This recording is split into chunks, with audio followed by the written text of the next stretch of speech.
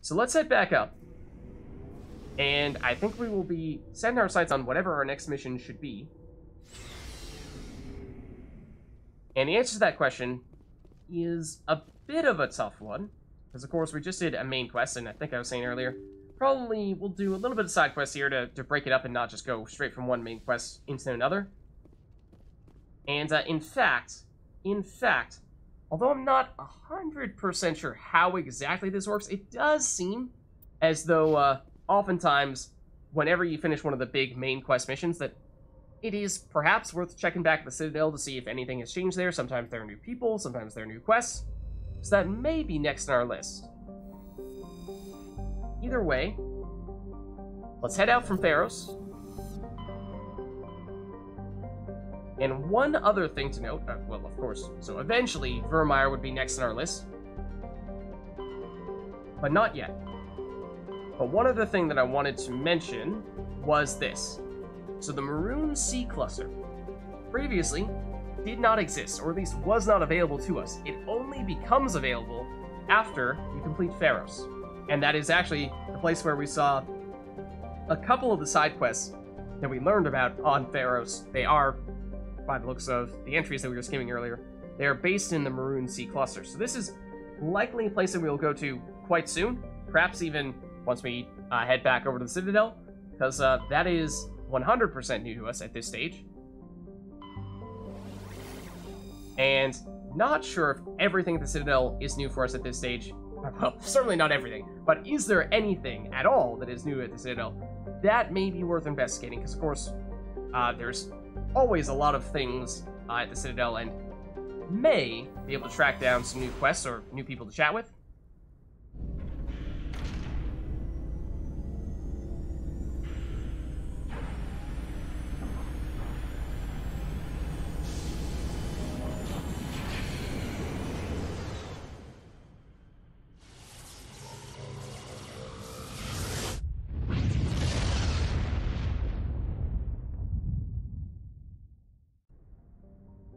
Okay, so of course, only one place to go here. It is the Citadel. Let's hop on.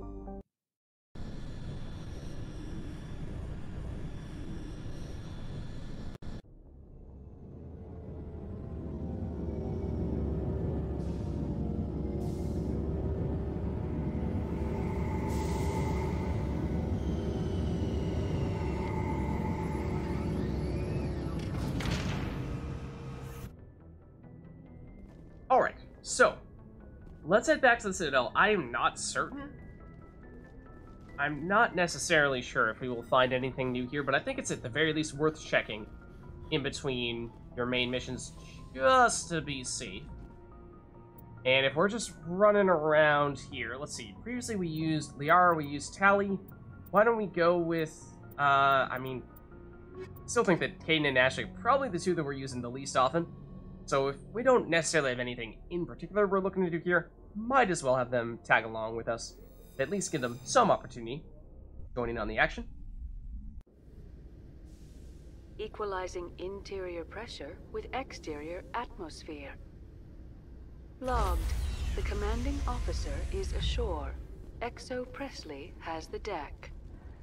Okay, so I think we'll just take a quick look around, see if there are any obvious new people for us to talk with or After new years of quests. poor economic performance, ExoGeni has announced that its research colony on Pharos is finally returning a profit. Wow, that is a quick New turnaround. discoveries and a dedicated colonization effort have finally paid off for ExoGeni. ExoGeni stock rose sharply with the announcement, with investors pleased at this surprising news. And so, well, there is some other news with regard to the mission that we just completed on Pharos. Like I said, no, that is a rather quick turnaround time. They're already doing well.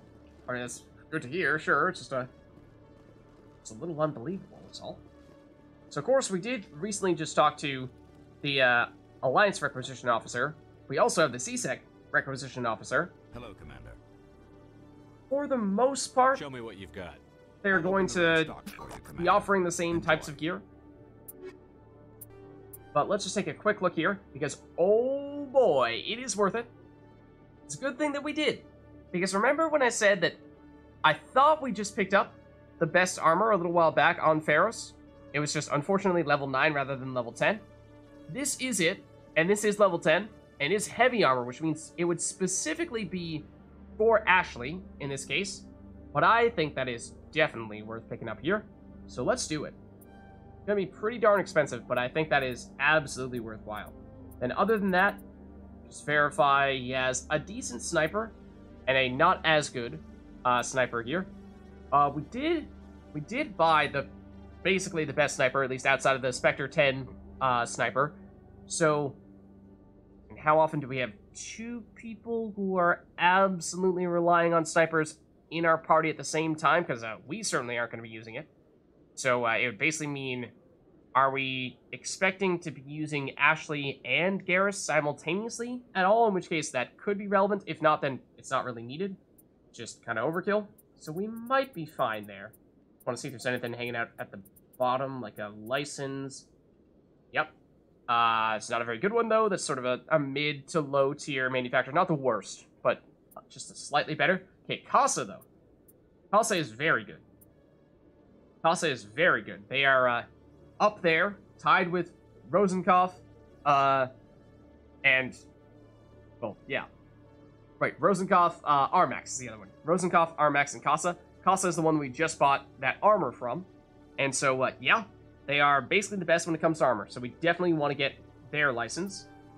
Then, oh, okay. So grenade upgrade, definitely also very good. This would be, like I was saying, partway through Pharos, and I meant to mention this before we actually went there. But, to the extent possible, you want to try to purchase as many grenade upgrades before you go to Pharos as possible. That way, when you do eventually get those Thorian grenades, you can use as many of them, or yeah, as many of them as possible, which does make that final part of the mission in which you are trying to fend off the colonists a little bit easier. Of course, you don't have enough grenades, you can still melee them, as we ended up doing in a lot of cases, but it is definitely a nice luxury to have, and of course, just generally getting more grenades is useful too, so we'll absolutely purchase it here. Aldrin Labs is usually very bad. It is bottom tier. I'm just trying to think if there's any specific type of item in which they're actually not horrendously awful. Do they actually specialize in anything in particular that makes them worth getting? I don't think so. So I think we pass on that. But between picking up that armor and picking up that license for the manufacturer that makes that armor, I think definitely very worthwhile there. Before we forget, let's throw it on Ashley. And it is basically, it is the heavy armor version of what we currently have. It does have lower tech biotic protection, which is, that's actually an interesting shortcoming there, because that is significant. Because remember, damage protection there, 79 is crazy high. But that is mostly just relevant for her taking hits from weapon fire. So, things like, for example, the Thorian Creeper spitting at her, throwing up at her, I believe that falls under the tech biotic protection category. I think so. Or like hardening, which we get from abilities on the skill tree. Things of that sort. Basically what I'm saying is, this would be absolutely fantastic for some things, but then we might want to try to make up for the shortcoming with the tech biotic, or lack of tech biotic protection, and use, say, the upgrade slots to cover for that. And so, like throwing on combat exoskeleton to give her better hardening for that reason could be worth doing. Although we've used a lot of these upgrades recently for those who are on that mission on Pharos. Could put another one on. But does she? Yeah, she does have medical interface, which for the toxin resistance may be worth still having that as her second one. That is the combo that we had for that mission on most of our people. Is it level 7 we had her on right now, or was it level 8? Suppose we can give her level 8. It's not really as necessary for her for the medical interface, because one of the key things with that is it gives life regeneration, and she does get life regeneration from her skill tree here, whereas others, in many cases, do not.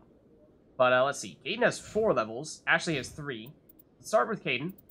I suppose it has been a while since we last used them. So, in Caden's case, could improve his cooldown time for his abilities, and that's not bad, because he is definitely a power-based character. But, alternatively, we could increase the tech damage, or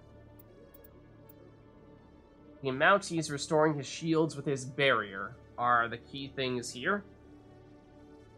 Not super excited about those. I would say maybe the reason why we're seeing a couple points here in Sentinel is it may have been that that was the most recent thing that we upgraded, although it was a while ago.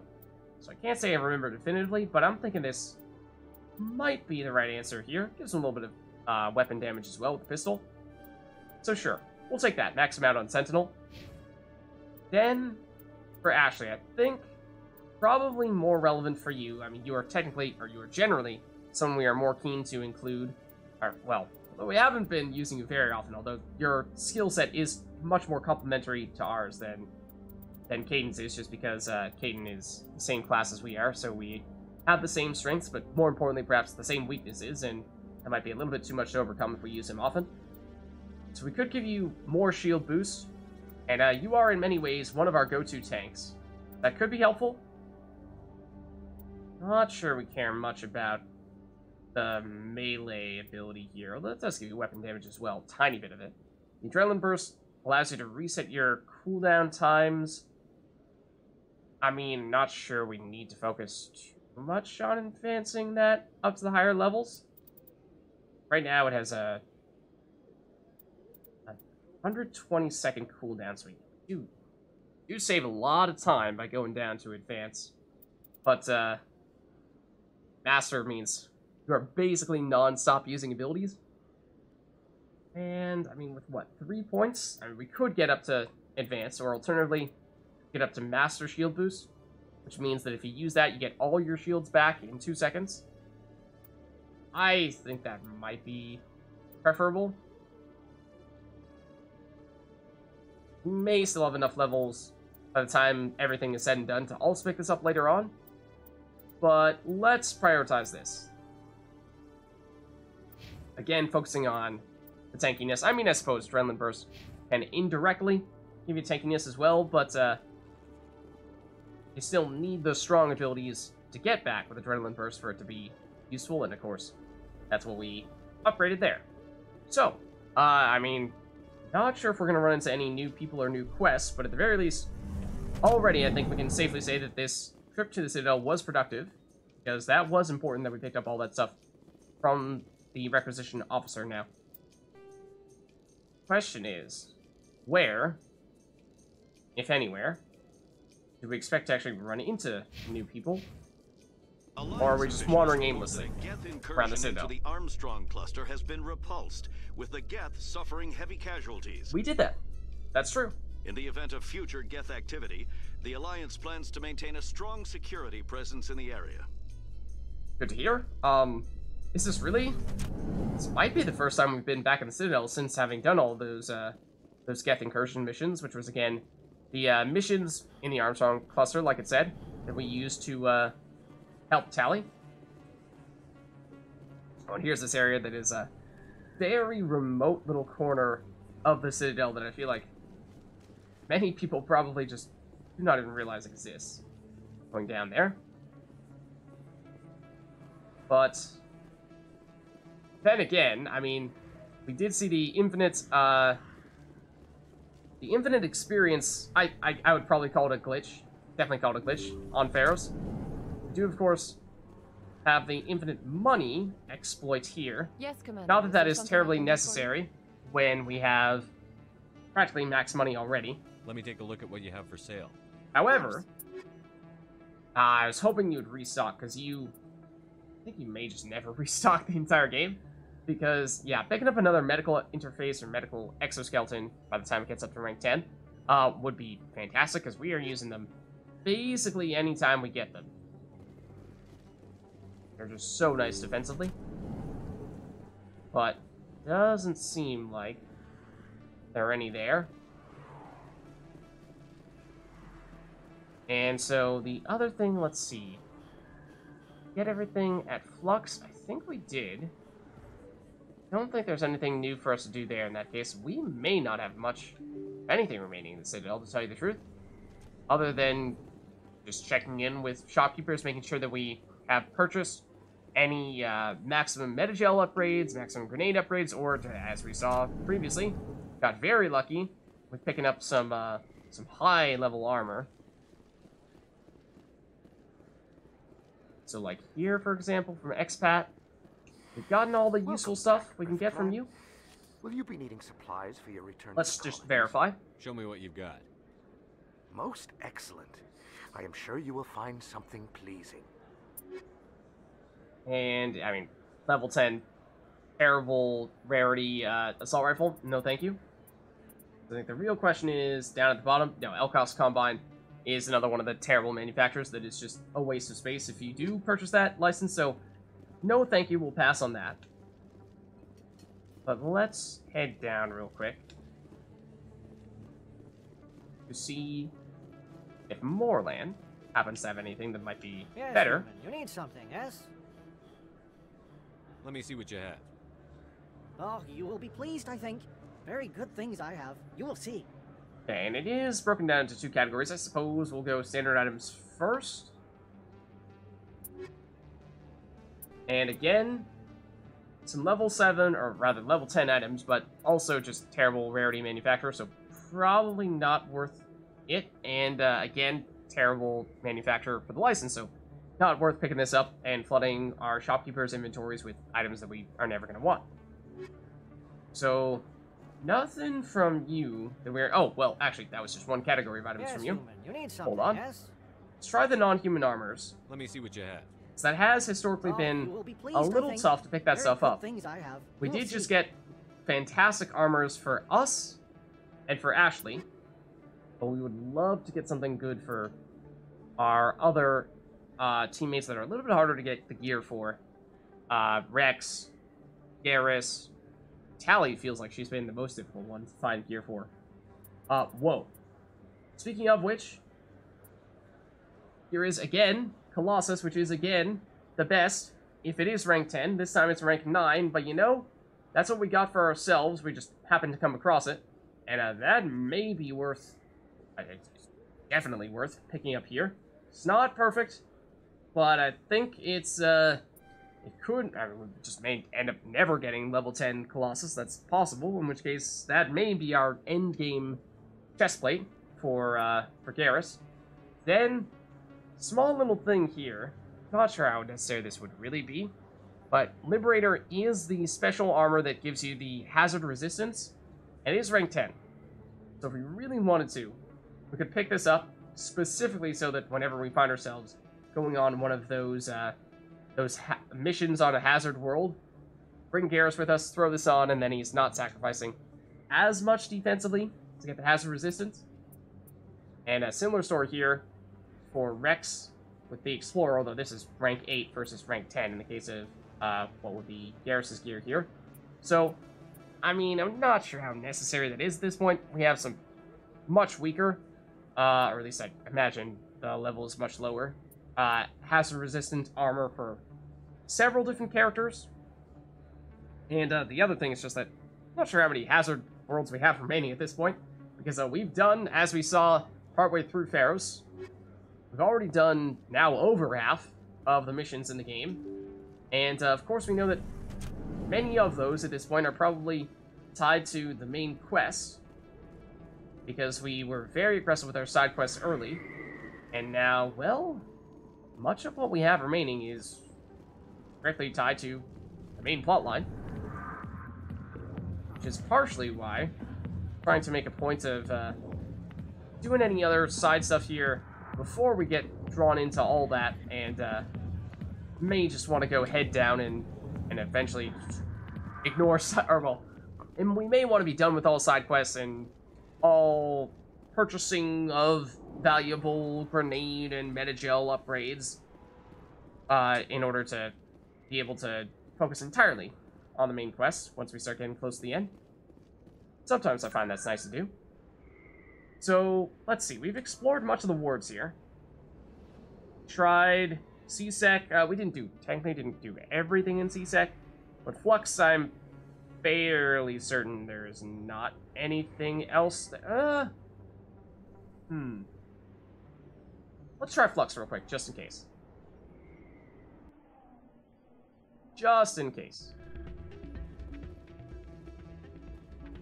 We've arrived. I still can't believe that could happen out in the open like that. Neither could we. The CSEC agent said there has been an increase in violent crimes in this area lately. Did you say why? No, what kind of skirted the issue? It's those damn humans, if you ask me. They're not all Excuse me? they're just different. Mostly. I don't like them. They all act like they've been living here forever. The Citadel is ours. Excuse me. I'm standing right here. Also, can't help but notice, perhaps not so surprisingly, there are no humans at the table where that conversation is being had. Hold on. This is important. Oh yeah, the Shepard shuffle. He's got the moves. Not really, but he tries. He tries. And we did, of course, have the mission previously with Rita and her sister. Hey, Jenna came back looking for work. Thanks for getting her out of Cora's den. I think we may have checked in with her previously, though. I was glad to help out. Yeah, everyone seems real happy to have her back. You don't sound that happy about it. I'm glad she's out of the den. I'd just forgotten what it was like to have her around. I haven't had a decent tip since she got back. Ooh, she's stealing all your business. Okay, well, sorry to hear that. I'm waiting for someone else. But I think... Oh, there is Jenna. Hey there, welcome to Flex. Does not acknowledge the fact that we basically saved her life. So, I mean, we can gamble here if we particularly wanted to, though that's not really why we're here. I mostly just wanted to make sure that there were not any missions that we missed out on by foregoing Flux this go-round, but, you know, I think we were fairly thorough. We were quite thorough in our previous Citadel exploration, so maybe we'll take a quick look at the Presidium just to make sure there isn't anything up there that we're missing out on. But I think Consort Chambers, we've basically done everything there is to do there. Embassies, maybe worth taking a quick look. Other than that, maybe Financial District, of course. We could potentially check out, is it Dellin over there? See if he has anything that we might want to purchase. It could be worthwhile, because it seems like we are, maybe it's just because we're far enough along in the game now that we're starting to see not only higher level items, but also higher rarity items. We've had quite a bit of luck with picking up that armor, so let's start with the embassies, then maybe we'll head over to the Financial District.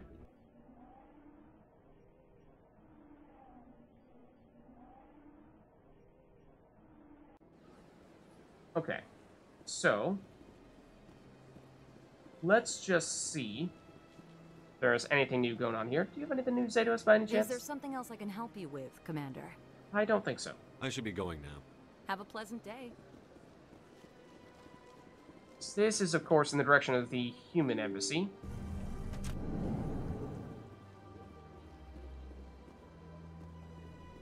But I'm not sure if, well, Odina or Anderson will have anything to say about our previous mission, but we can check. I saw your Ferris report. If we had known anything about the Thorian, ExoGeni would never have been given the permits to start a colony there. Thank God the colony survived. We can't afford to have too many failures out in the Traverse. It's one of our major expansion regions. So is that all you care? I mean, very, very human-first agenda from Udina. I mean, he is the human ambassador, so it does make some sense, but does make him come across as quite heartless at times. You don't give a damn about the colonists. It's all just politics to you, isn't it? We can't all be the hero who charges in to save the day, Commander. But we each serve humanity in our own way. You can't escape interstellar politics. It's part of the big picture, and sometimes it isn't pretty. And with that, just ignore him, Shepard. he drops the mic. The ambassador's a little bitter sometimes. Comes with the job. All right, and well, apparently we get some Paragon points out of that as well. Anderson, you have anything else to chat with us about? Yes, Commander? I think we've already asked him about all those things. I should go. I'll be here if you need anything. Okay, so at the very least, a little bit more information, or at least we get Odina's thoughts on the results of the Ferris mission. I don't think we're going to see anything new from the Polis or Elcor ambassadors here. I think we are all set with them. Little lounge further in this direction, which I would be doubtful we'd find anything new in there, but we can check.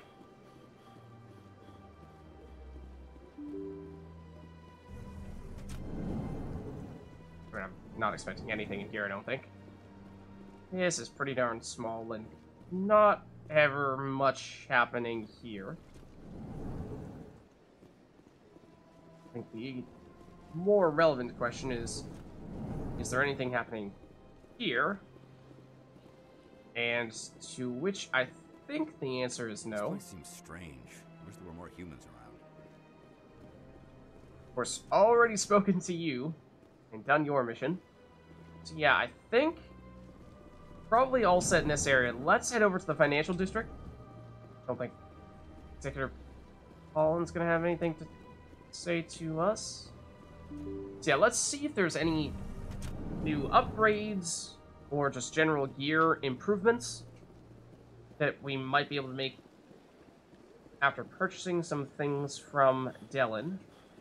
Or we could fast travel, but it's basically just across this bridge, so it's probably better to just... Hold on. Hold on a second. Why is there this... Huh? That was strange. Is there always that large pointer on that? I think, what? Is there some quest here that we can get from interacting with this? Seems kind of strange. But no, it's just a rapid transit terminal that really wanted to get our attention is all.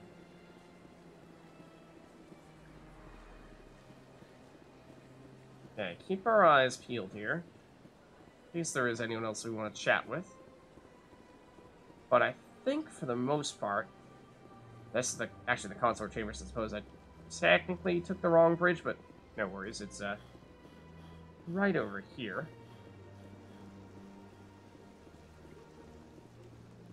In this area. Here we go. Commander, it is good to see you again. Would you care to see some of its fantastic items today? Yeah, let's check. Show me your items. And you have three categories, if I remember correctly. To do so, human. You will not be disappointed. Yeah, standard, non-human, and upgrades. Let's start with standard. And more level 10, but I don't think of anything particularly interesting here.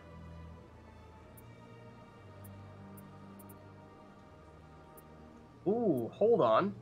Ceres Council is actually significant to get this license.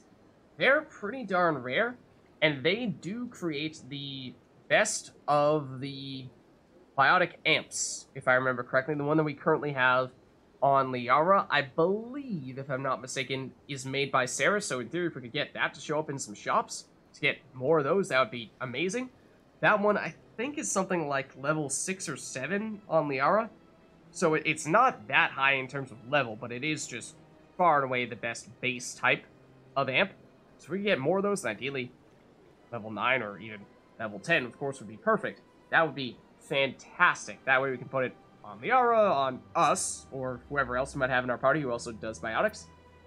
And then, oh, look at this. So here's another grenade upgrade. So yes, absolutely worth it to have come back here. Because we want this Ceres Council license, and we also want that grenade upgrade for sure. Then, Devlon, probably not worth it. I think they're the... I usually notice based on the symbol, their logo, but I'm pretty sure this is the manufacturer that makes the environmental hazard armors. So in theory, you could maybe make the case that there are some situations in which that might be helpful to pick this up. But then again, that stuff pops up frequently enough in just random shopkeepers' inventories because it's not that rare, so don't really think it's necessary. Then sorta, for the most part, it's just low-level stuff. However, even for a low-level manufacturer, they do make some Omni-tool, or they might make Omni-tools. They definitely make biotic amps. If you're totally desperate, you could go that route, but I think we've definitely picked up some better stuff than that. So I don't think that's necessary here. The Ceres one is basically just an objectively better version of that. So, okay. That's a good sign, I think. And I think at this stage, I mean, we haven't checked the Citadel Tower. I suppose we can, but I really don't think we're going to find anything there. I think we did already hit all the big parts we wanted to make sure that we went to.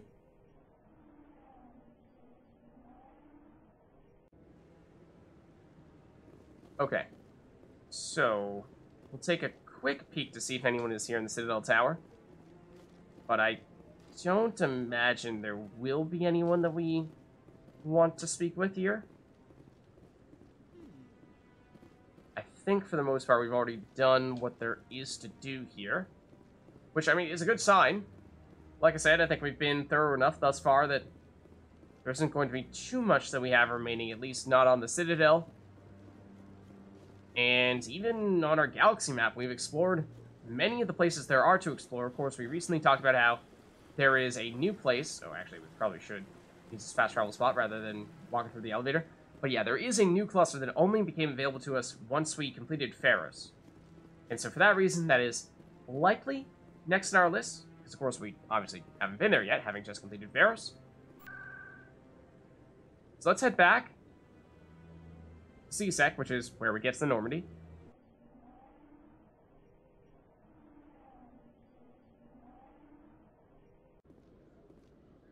And there are some sections of C-Sec that we did not go visit, like, not so much here, this is not super relevant. But, let's take a quick check over here, for the sake of, again, being thorough. Another case, I think, similar to Tower, where I'm not really expecting us to find anything here, because I think we've already done everything that there is to do in this area. I already talked to you, Chelik.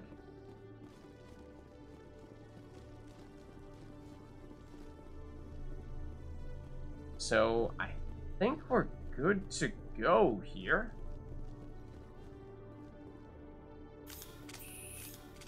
Unfortunately, we can't try to shoot through the glass.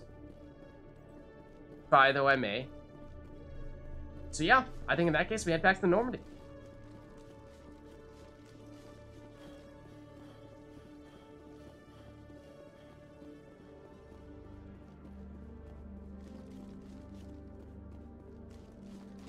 Which is, conveniently, right here. A research station on Noveria has reportedly been destroyed. The exact cause is currently unknown. Of course, we were involved with that as well. Given the research conducted on Noveria, many are blaming the destruction on an experiment gone awry. Administrator Anoleus currently faces criminal charges as a result of the disaster, although the nature of the charges remains unclear. Yeah, that's interesting. I'm surprised that we're hearing about that now. That, I mean, was a while ago, right? I guess we did a lot on the Citadel early. Maybe we just didn't spend much time in the Citadel recently. Let's head back. Stand by, shore party. Decontamination in progress. Logged. The commanding officer is aboard. XO Presley stands relieved. Okay, so let's take a look at our galaxy map in that case. And let's see what we can find out about this new area. So that means we are leaving the Citadel. And our next target would likely be the Maroon Sea, which takes an interesting route to get there. Ooh, it's fancy schmancy colors. Let's see, so we have the Caspian, the Vostok, and the Metano cluster. Let's take a look real quick before we actually go there, because we do have some entries in our assignments as to what we might be expecting to find in any of those locations. I think we have two that are based on it, though, at least that we know of at the moment. While on Pharos, he found the personal log of an ExoGeni employee. The doctor's notes seem to express some concern about samples they provided on a group he referred to only as Cerberus. And of course, that name should ring a bell. It's the Montano system, in this case, okay? Then here, we found a confidential transmission well on Pharos. Unclear exactly what's going on, but it appears Exogeny sent some kind of sample to research facility on Nauticrux. Okay, so Nauticrux and Matano. So those are the ones we know about. But I think there was a third station, or at least I should say a third actual solar system for us to check out. There you are. Yeah, I know Vostok, we know Matano. We don't know anything about Caspian. And so, look at it that two ways. We could say, alright, we might as well start with these here, the ones we already know about, or we could say, nah, let's go to Caspian and just see what happens. So, you know, I suppose we could go either way here. Let's go with, let's go, I don't know, Matano, sure.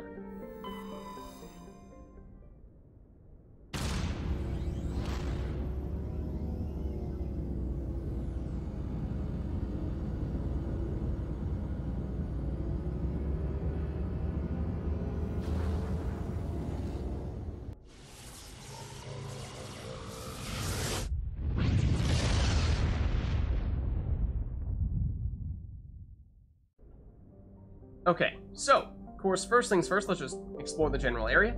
So we have Inti. Inti is a terrestrial planet with an atmosphere composed of ammonia and helium. Its surface is mainly composed of sodium oxide with deposits of magnesium. Its density is rather low, leaving the planet tide-locked to Matano. Inti is an unremarkable world, sorry Inti, drawing little more than a cursory scan for surface pirate anchorages when Alliance patrols enter the system. It is quite hot, 150 degrees, 157 degrees Celsius, but otherwise, gravity and, well, pressure, I suppose, is rather low. No scanning to be had here, though. Let's look at Chaska. As it turns out, we can land here, so that likely means this will, well, I mean, that's where we're going to land, so that's where we're going to finish here, but we'll take a look at the other planets as well. But Chaska is a large but low-density world, fundamentally similar to the inner world, or to the inner neighbor, Inti. Like Inti, Chaska is tidally locked to Matano.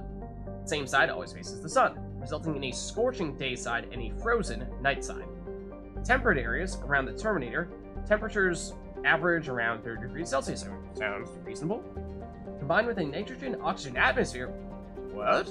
This slender band of habitable terrain allows limited colonization by humans. I mean, decent temperature, nitrogen plus oxygen atmosphere, that sounds good too. Chaska's ring is unique. It appears to be, for lack of a better term, a massive piece of alien installation art. What? The rings are made of small pieces of synthetic material and are almost invisible from space. From the ground, they catch and scatter the light of Matano in picturesque ways. It is not known who created the ring or when. Chaska is very early development, with little more than a few pioneer teams scattered across the surface. Information is being collated about native hazards and ecology, while a massive colonist recruiting drive is gearing up back on Earth. So yeah, there is a colony, founded recently, and, well, it is 150 people. So that's, not even sure you can call it a colony at that stage. I mean, I suppose Zeus' Hope was what? It was a little bit more than that. But based on the readings we're seeing here of temperature of 67 degrees Celsius, that would suggest that their reading was not taken on the Terminator, because the Terminator is around 30 degrees Celsius, not 67. But anyways, so we will end up landing there, of course. But first, let's take a look at the rest of the system, and we have a few asteroid belts here. See if we happen to come across any hidden objects like that. So it's, well, a metal-rich asteroid. Let's survey it. And yeah, the heavy metal, I suppose. That makes sense. While scanning this asteroid field, you discovered a large deposit of platinum. Oh, okay. I'm fine with that. Then, Apo. A craggy world with igneous and basaltic mountains. Ago is racked by constant geologic activity. While volcanic hotspots are rare, continental plates are constantly piling up new mountains, subducting old ones and causing slips along transformed faults. Apo has a dense atmosphere composed of nitrogen and carbon monoxide. Due to the constant earthquakes and landslide activity, surface exploration is not advised. The rubble-covered wrecks of a half-dozen expeditionary ships stand in mute testament to the planet's instability. So, other than that, I mean, it's also quite cold. So, I mean, I suppose if you really wanted to, you could try to set up some kind of establishment there, but, especially when compared to Chaska, it would seem as though Chaska is the place to be, even if there's only a small part of that planet that is actually habitable. Then we have Ilapa. I'm assuming that first one is an I, otherwise it's just Lapa. Ilapa is a hydrogen-helium gas giant with an unusual ruby color caused by contaminants in the atmosphere. The world has over 120 moons, one of the highest totals of all known systems. Wow. Once full deployment of Chaska colony begins, a helium-3 refining infrastructure will be developed in the Ilapa system, concentrated on the large ice moon of Honaraya. Okay. So, as we've heard previously, when it comes to setting up colonies, it's important to gather the natural resources to actually sustain them, and helium-3 is a valuable fuel, so they're thinking of getting it from that planet there. We'll check this belt, for more unknown objects, such as, if we could actually get to it here, a rocky asteroid.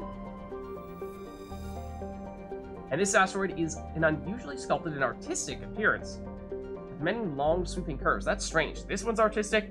The ring around Chaska appears to be purely just for aesthetic purposes as well. Let's see, we get a protein data disk. While scanning the asteroid field in the Matano system, we discovered a badly damaged ship. The recon team found no survivors on board, but they did find a protein data disk. Okay. Then, I mean, this asteroid belt is big enough that I would not even rule out that we could find a second thing in here somewhere. So I think we did already, we definitely already checked this stuff down there, so we should be fine then. Seems like it's only one. Then we have Supe. Finish things off. Supe has the composition of an ice dwarf planet, but is unusually large for such a body. It has a trace atmosphere of krypton and xenon. The frozen surface is dotted with deposits composed of potassium and light metals, brought to the surface by cryovolcanic processes. Supe's icy surface was often used as a source of potable water by passing merchant vessels. Since the lines claimed the inner system world of Chaska, satellites placed in orbit automatically bill any vessel landing on the world for the mass of water removed from the surface.